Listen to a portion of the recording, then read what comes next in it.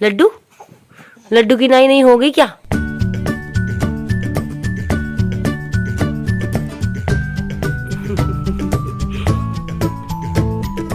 Hello everyone, कैसे हैं आप लोग? उम्मीद करती हूँ आप सब लोग बहुत अच्छे होंगे। सो गाइस, आज का व्लॉग मैं किचन के काम निपटा करके जब मैं सिद्धि को नहलाती हूँ ना उस टाइम से स्टार्ट कर रही हूँ।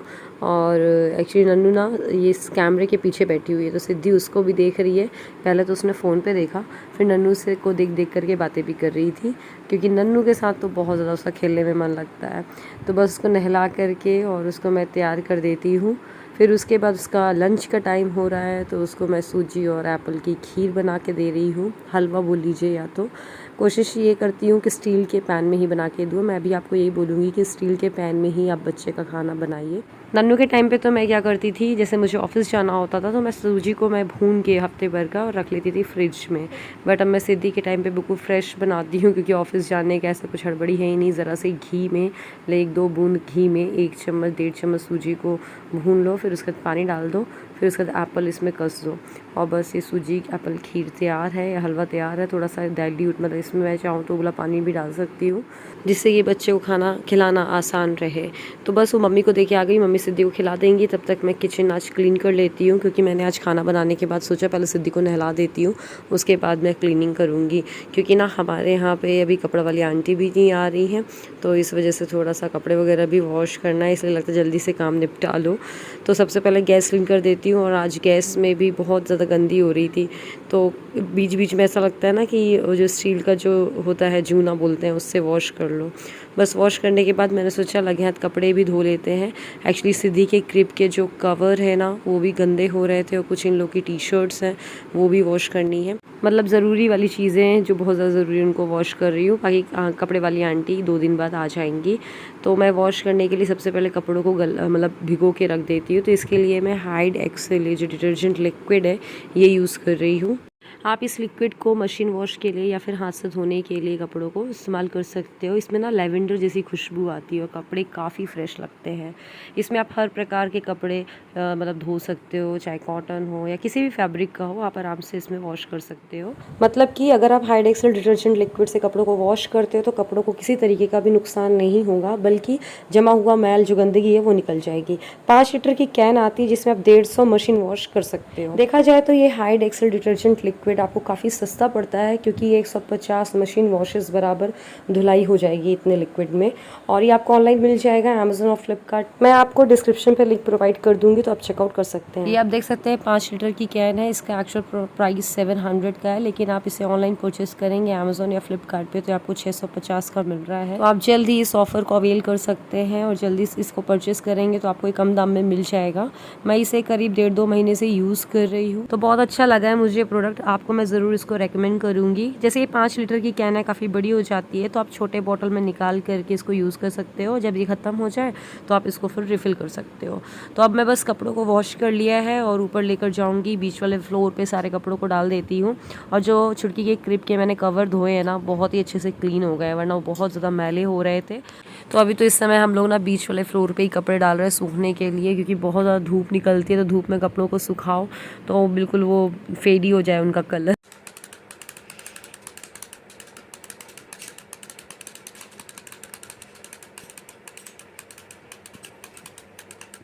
तो ये कुछ खिलौने ना नन्नू लेकर आई थी, नन्नू को बर्थडे गिफ्ट मिले थे, तो वो बहुत पहले लेकर आई थी। अगर आपने पहले का व्लॉग देखा हो तो मैंने सोचा अब सही टाइम है ऐसे खिलौने निकालने का सिद्धि के लिए, तो बस उसको चाबी भर के दे दी, उसको पकड़ने की कोशिश कर रही है सिद्धि।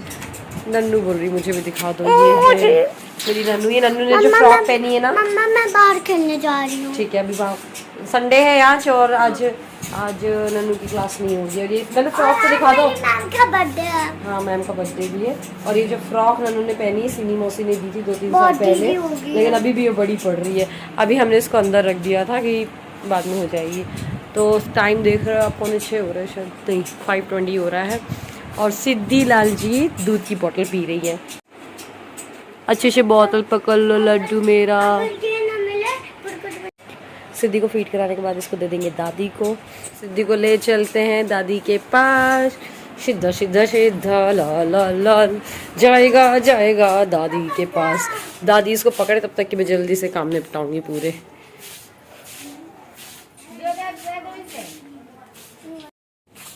धूप है ना मम्मी बहुत।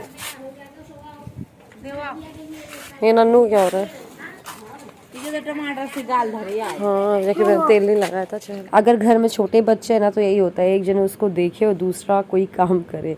तो हमारे यही होता है सच में, और सिद्धि के साथ कुछ ज़्यादा ही होता है। नन्नू ने इतना परेशान नहीं किया जितना सिद्धि करती है, मतलब वो रोने लगती है अगर उसके आसपास कोई नहीं दिख रहा है तो बस मैंने अभी टीवी वाले रूम की बेडशीट वगैरह एक से की है, और पूरे किचन में क्लीनिंग करनी थी। उस टाइम बस मैंने गैस क्लीन कर दिया था, झाड़ू नहीं लगाई थी। तो पूरे घर में एक्चुअली झाड़ू लगाना है, क्योंकि कई बार ऐसा होता है कि बच्चे मतलब नन्नू इतना ज़्यादा गंदा कर देती है या हो जाता है कैसे भी, तो झाड़ू शाम को भी लगानी पड़ती है, और कई बार नहीं भी होता है।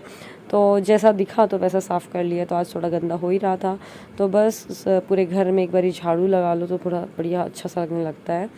और अभी आज ना संडे था तो नन्नू का मैंने हेयर वॉश किया था, तो नन्नू को मुझे उसके हेयर में ऑयल भी लगानी है। ये व्लॉग आप काफ़ी लेट देख रहे हो क्योंकि हो क्या रहा था, मैं एडिट ही नहीं कर पा रही थी। और नन्नू को ना ऐसे ऑयल लगा करके ऐसे ऊपर से ऐसे थप थप थप थप करना बहुत पसंद है। बोलती जैसे नानी करती आप वैसे करो। मेरी मम्मी की आदत है, वो हम लोग के भी तेल लगाती है ना तो ऐसे ही लगाती हैं। तो सिद्धि को तो इतना ज़्यादा पसंद है नन्नू के साथ खेलना। जब भी नन्नू स्कूल से आती है ना तो सिद्धि बहुत ज़्यादा खुश हो जाती है और खेलती रहती है।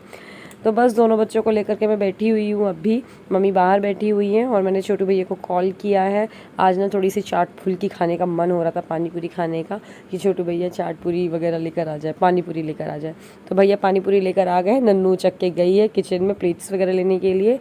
और ये नन्नू की जो सैंडल्स आपको याद होगा ये अलग अलग आ गई थी, तो छोटू भैया को मैं बता रही हूँ कि इनमें से कौन सी लेकर आनी है, दो तो वापस करवा रही हूँ जिससे कि वो स्कूल पहन के जा सके। और नन्नू प्लेट्स लेकर आ गई है। हमने मार्केट से पानी पूरी और डोसा मंगाया, पर नन्नू मान रही है नहीं रही है सर्व करने से। मैं नन्नू कर दूंगी, पूरे बेड में अगर गिरा ना तो मैं नहीं जानती। मम्मा आप खोल दो बस। बड़े वाले बोल में निकालते हैं मटर खोल को। दो, मैं बस डाल लूंगी। अरे चुटकी तो बेचारी बस खुशबू ही ले पाएगी और तो कुछ कर नहीं पाएगी। भाई पंप बोल गया है, पानी भर गया है।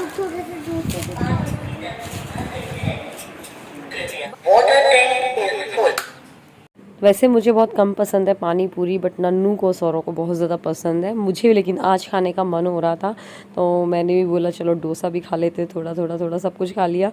और शाम के टाइम पे कई बार ऐसा लगता है चलो यार बाहर का खा लेते हैं। हमेशा नहीं खाते हम, बट कभी कभी। और बस अब इसके बाद सिद्धि को मैंने सुला दिया है, फीड करा दिया है। तो मैंने बोला चलो अब इसको लिटा देते हैं, बट जैसे ही लिटाया ना तो मैडम की नींद खुल गई। वैसे अभी उसका सोने का टाइम नहीं था तो सोना ही नहीं था उसको। खैर अभी हो गई सोई, इतनी सोई करना था, हो गई। सो जाओ थोड़ा सा सो जाओ। नहीं सोगे थोड़ा सा, छोटू सा सो जाओ। आज मैंने ना हॉल वीडियो शूट किया था दोपहर में। साड़ी वाड़ी सब ऐसी फैली पड़ी हैं। छुटकी अभी दादी के पास है। हॉल वीडियो शूट करना मतलब कि बहुत बड़ा काम होता है। एक तो पहली चीज़ दो बच्चों के साथ कपड़ों को घड़ी करना, फिर पहले तो फैलाओ, पहन के दिखाओ, फिर उसके बाद एक एक के सामान को तय बना करके रखो।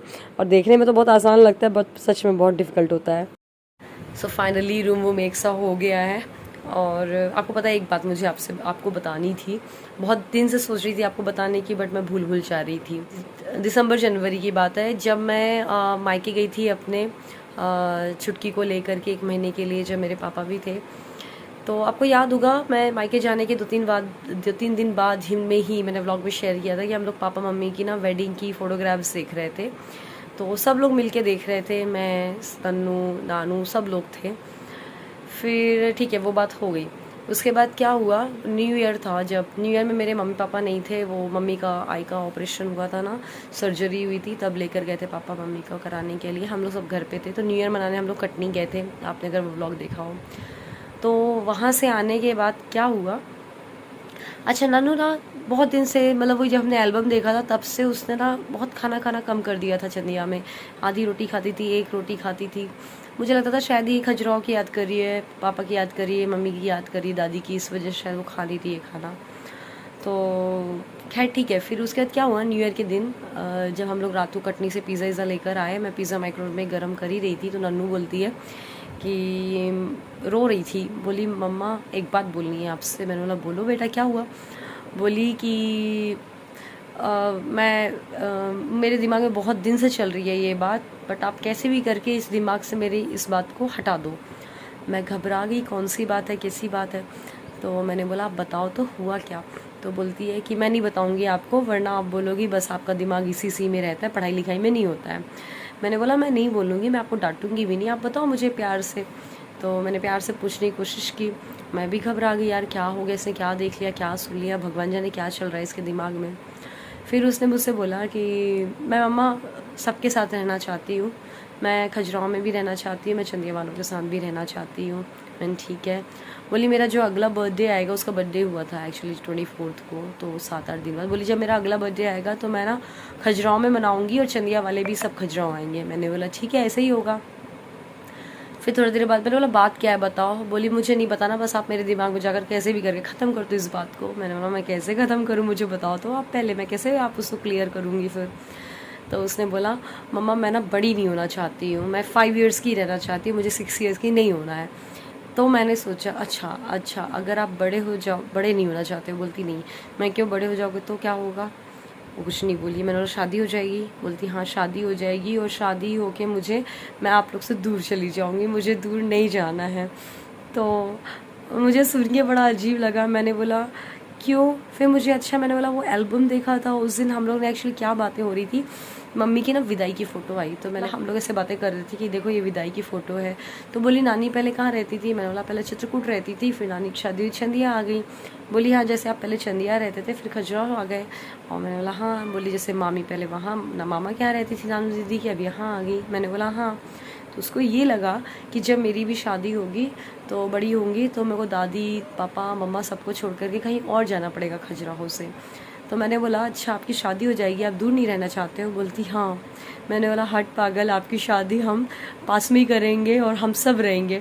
मेरा बड़ा भाई था, उसने बोला अरे मैं, मामा रहेगा तेरे साथ में, नाना नानी भी रहेंगे, दादी भी रहेगी, पापा भी रहेंगे, चाचू भी रहेंगे। उसको फिर थोड़ा सा चिल किया हमने। फिर मेरे मम्मी पापा जब आ गए सर्जरी करा करके मम्मी की, तब पापा ने बोला अरे नाना नानी रहेंगे, तुम टेंशन मत लो।